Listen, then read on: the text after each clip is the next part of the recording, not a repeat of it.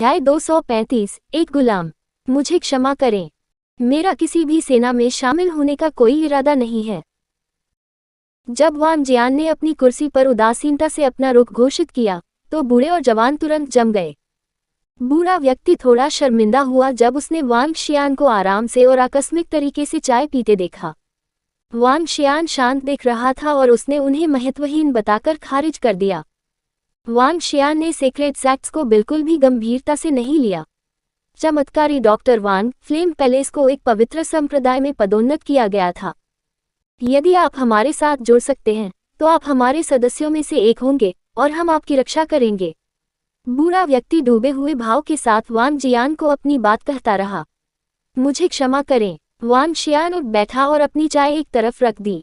उसने बूढ़े आदमी को देखा और खुद को फिर से दोहराया, मेरा किसी भी सेना में शामिल होने का इरादा नहीं है और मैं अब दवा का अभ्यास नहीं कर सकता। यह आपका सम्मान है कि हमने आपको पवित्र संप्रदायों में शामिल होने के लिए आमंत्रित किया। एक गुटविहीन डॉक्टर की हिम्मत कैसे हुई हमारे साथ बुरा बर्ताव करने की? युवक ने ठंडेपन से कहा। युवक ने वांग शियान की गुनगुनी अभिव्यक्ति को देखा और ये तथ्य कि वांग शियान ने उनकी अवहेलना की, वह युवक पूरी तरह से चिढ़ गया जिसे हाल ही में चापलूसी से प्राप्त किया गया था। वांग शियान स्तब्ध और हैरान था। उसने दो घमंडी लोगों को देखा और उन्हें मजाकिया पाया। तो क्या हुआ यदि आप पवित्र संप्रदायों से हैं? क्या आप मुझे मेरी इच्छा के विरुद्ध शामिल होने के लिए मजबूर कर रहे हैं? चूंकि मिरेकल डॉक्टर वांग हमारे साथ शामिल होने के लिए तैयार नहीं है, तो हम आपको ऐसा करने के लिए कैसे मजबूर कर सकते हैं? फ्लेम पैलेस अब से 2 दिन बाद वुडुआन पर्वत पर नायकों और शिष्यों की भर्ती करेगा। मैं वहां आपसे मिलने की आशा करता हूँ, बूढ़े ने ठंडेपन से कहा। हथेली हिलाने से उसके हाथ में एक लाल रंग का निमंत्रण कार्ड दिखाई दिया। शू! उसने अपनी हथेली को धीरे से घुमाया और निमंत्रण कार्ड को वांग जियान के पीछे की दीवार में एक छिपे हुए हथियार की तरह डाला गया। दीवार में एक कागजी निमंत्रण को धकेलने के लिए उसके पास जो ताकत थी, उसकी कल्पना करना कठिन नहीं था। बूढ़ा उठा और बाहर चला गया। जब वे दरवाजे के पास आ रहे थे तो वे रुके और सख्ती से बोले, एक गुटविहीन डॉक्टर जो किसी भी बल में शामिल नहीं होता है, वह सुरक्षित है। बूढ़ा अपनी सजा पूरी करने के तुरंत बाद चला गया। युवक ने वांग शियान की ओर देखा। इससे पहले कि उसने सूर्य लिंगशी को देखा, उसकी आंखों में जुनून चमक रहा था। हे, बूढ़े आदमी के जाते ही वांग शियान के चेहरे पर मुस्कान आ गई। उसने अपना हाथ बढ़ाया और दीवार में जड़ा निमंत्रण पत्र उसके हाथ में उड़ गया। अगर उस बूढ़े ने अभी ये देखा होता तो वह दम रह जाता। वांग शियान ने उग्र लाल निमंत्रण कार्ड को पलटा और उस पर प्रमुख पात्रों को मुद्रित देखा। तीर्थयात्रा, पवित्र संप्रदाय, ज्वाला महल, तीर्थ यात्रा। वांग शियान हंसा। संप्रदाय जो पवित्र संप्रदायों में से एक बन सकते थे, दबंग अस्तित्व थे। उनके पास 10 से अधिक जनजात विशेषज्ञ और पर्याप्त प्रभाव होना चाहिए। तथ्य यह है कि फ्लेम पैलेस को पवित्र संप्रदाय के रूप में प्रचारित किया जा सकता है। इसका मतलब है कि इसमें एक प्रभावशाली उपस्थिति होनी चाहिए। पिछले दशकों में फ्लेम पैलेस भी एकमात्र बल था जिसे बढ़ावा दिया गया था। उनके पदोन्नत होने के बाद फ्लेम पैलेस को अंडरवर्ल्ड विशेषज्ञों और शिष्यों की भर्ती करके अपने संप्रदाय का विस्तार करने की आवश्यकता होगी। वुडुआन पर्वत रिवरटाउन से लगभग 100 किलोमीटर दूर था। पास नहीं था, लेकिन दूर भी नहीं था। पवित्र संप्रदाय का मुझसे क्या लेना देना है? वांग शियान ने निमंत्रण को एक तरफ रख दिया और आराम से चाय पीना जारी रखा। सन लिंगशी के डिवाइन ड्रैगन मेडिकल हॉल में आने के बाद उन्होंने आखिरकार पूरी तरह से आराम किया। वह समुद्र में तैर सकता था, मेडिकल हॉल में आराम कर सकता था, रोज स्कूल जा सकता था। इसके बारे में सोचा बस संतोषजनक था। ओह लिंगशी, यदि आप लंच या डिनर करना चाहते हैं तो आप अगले दरवाजे के फर्स्ट ग्रेड रेस्तरां में जा सकते हैं। वांग शियान ने आराम किया और 30 मिनट से अधिक समय तक लेटा रहा। उसके बाद वह खड़ा हुआ और सुन लिंगशी से बात की, जिसने मेडिकल हॉल को साफ कर दिया था। हाँ जियो जियान। सुन लिंगशी ने सिर हिलाया और मुस्कुराते हुए उसके पास बैठ गया। मैं अब स्कूल वापस जाऊंगा। वापस जाओ और आराम करो अगर कुछ करने को नहीं है। वांग शियान ने समय देखा और स्कूल की ओर चल दिया। सुन लिंगशियो खड़े हुए और एक फीकी मुस्कान के साथ वांग शियान के पीछे के दृश्य को देखा। अगर यह जगह मेरी इच्छा के अनुसार काम करने जा रही है तो मुझे दलदल में डाल दिया जाएगा। ये जियो जियान को भी पैसा बनाने से रोक सकता है। सुन लिंगशियो ने पूरे डिवाइन ड्रैगन मेडिकल हॉल का निरीक्षण किया जब वह अपने विचारों में डूबी हुई थी। वो एक नेक दिल इंसान थी। जब उसने अस्पताल में जीवन और मृत्यु और कई असहाय परिवारों को देखा, तो वह हमेशा सोचती थी कि अगर वह अधिक कुशल होती तो कितना अच्छा होता। इसलिए वह वांग शियान से प्रभावित हुई और उसकी बहुत प्रशंसा की। वह हमेशा उन लोगों की मदद करना चाहती थी जो बीमारी से पीड़ित थे या महंगे डॉक्टरों को देखने के लिए पैसे नहीं थे। जब उसने अपने चिकित्सा कौशल में सुधार किया, वह जानती थी कि वह एक पवित्र मां की तरह व्यवहार कर रही है, लेकिन ये हमेशा उसका सपना रहा है।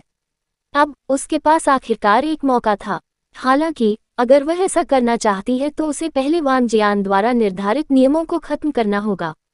ये भविष्य में भी मेडिकल हॉल में और काम लाएगा। चलो एक सहायक प्राप्त करें। सुन लिंगशियू ने एक व्यक्ति के बारे में सोचा जब उसके चेहरे पर एक उज्ज्वल मुस्कान थी। उसने मेडिकल हॉल को बंद कर दिया और धीरे धीरे ऊपर चली गई। सन लिंगशियू अपने पैरों को क्रॉस करके बैठी थी और उसकी आंखें बंद थीं। एक महान और पवित्र देवी की तरह दिखने के कारण उसके चेहरे से मुस्कान गायब हो गई। मेरा खून। उसने अपने लाल होठों को धीरे से अलग किया और उसके शरीर से एक फीकी सफ़ेद चमक निकल रही थी। सफ़ेद और चमकदार ऊर्जा ने अंततः पूरे कमरे को रोशन कर दिया। शुद्ध, सुरुचिपूर्ण, पवित्र। वहीं दूर यूरोप के एक महल में रात अंधेरी थी। एक अधेड़ उम्र का आदमी अपने लाल टक्सीडो और एक लंबी टोपी में अपने शराब के गिलास को उठाया, क्योंकि वह चमक से भरे बॉलरूम में घूम रहा था। परिष्कृत और शानदार पोशाक में विभिन्न मध्यम आयु वर्ग के पुरुष और महिलाएं एक मध्यम आयु वर्ग के व्यक्ति के साथ एक टैक्सीडो में बातचीत का आदान प्रदान कर रहे थे। राजकुमार। जब एक टैक्सीडो में अधेड़ उम्र का आदमी सामने के मंच पर गया, तो सभी दर्शकों ने उसका उत्साह बढ़ाया। हे, आने के लिए धन्यवाद। एक टैक्सीडो में अधेड़ उम्र के व्यक्ति ने एक शासक की तरह लोगों की अनदेखी करते हुए अपना वाइन ग्लास उठाते हुए एक प्रभावशाली व्यवहार प्रदर्शित किया। बॉलरूम में सभी ने उन्हें सम्मान में प्रणाम किया और अपने लंबे शराब के गिलासों को ऊपर उठा लिया। लंबे शराब के गिलास में गाढ़ा खूनी रंग बेहोश और उदास रोशनी के नीचे भयानक लग रहा था। हे, टक्सीडो में अधेड़ उम्र के व्यक्ति ने रोमांचित होकर अपनी ठुड्डी उठा ली। उस क्षण उसकी आंखों में सदमे, भय और निराशा के साथ उसका उत्तेजित चेहरा कठोर हो गया। नहीं, उसने एक तेज चीख निकाली और मौके से गायब हो गया। वो तब महल के शीर्ष पर दिखाई दिया, क्योंकि उसने एक दिशा में बहुत दूर देखा। नहीं, यह नहीं हो सकता, ऐसा हो ही नहीं सकता। वह बुरी तरह कांप रहा था क्योंकि हताशा ने उसकी आंखों को भर दिया था। अचानक एक टक्सीडो में अधेड़ उम्र का आदमी दर्द में अपने शरीर को महल की छत पर लुढ़काता हुआ, तड़पता हुआ लग रहा था। मास्टर, मैं आत्मसमर्पण करता हूँ। मास्टर, कृपया, मैं तुमसे हाथ जोड़कर प्रार्थना करता हूँ। मैं गलत था, मैं गलत था। मैं अब तुम्हारे पास आता हूँ, मास्टर। मैं अब से तुम्हारे निपटान में रहूंगा। उसने जमीन पर घुटने टेक दिए और जोर से अपनी वफादारी का संकल्प लिया। उसके आसपास कोई नहीं था, लेकिन वह असामान्य रूप से सम्मानित और भयभीत था। तुम्हारी हिम्मत कैसे हुई मेरा खून पीने की? हम्फ। सुन लिंगशी ने अपनी आंखें खोली और उनमें चमक उठी। चेहरे पर मुस्कान लिए वह धीरे से उठ खड़ी हुई। चमत्कारी डॉक्टर ब्लडमैन अब गुलाम है। अध्याय 236। फ्लेम पैलेस के शिष्य। वांग जियान को नहीं पता था कि डिवाइन ड्रैगन मेडिकल हॉल में क्या हुआ था। जल्दी करो, आइए कुछ क्रॉकपॉट चावल लें। उस स्टाल का बहुत अच्छा व्यवसाय है, हमें जल्दी करनी है। इस समय जियो यू वांग जियान, लैन किंग्यू और गुवान शुकिंग को दौड़ा रहा था। ठीक है, हमें स्कूल की कैंटीन में खाना खाए काफी समय हो गया है। चल दर। वांग जियान ने लैन किंग्यू और गुवान शुकिंग को देखने से पहले एक फीकी मुस्कान के साथ अपना सिर हिलाया।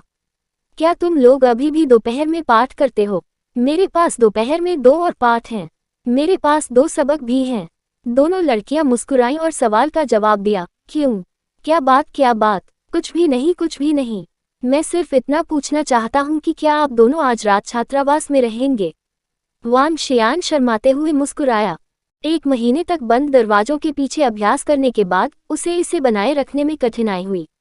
वह इसमें से कुछ को छोड़ना चाहता था। मैं छात्रावास में रह रहा हूँ। मैं घर जा रहा हूँ।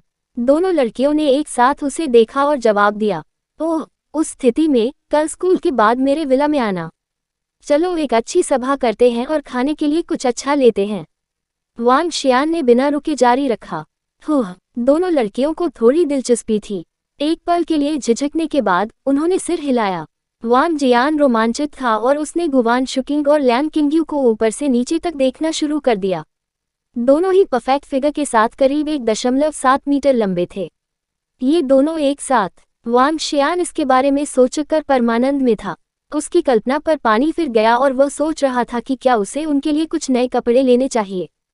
छात्रा की पोशाक, स्टॉकिंग्स, महिला शिक्षक पोशाक, बहुत खूब। बहुत सारे लोग इसकी प्रतीक्षा कर रहे हैं।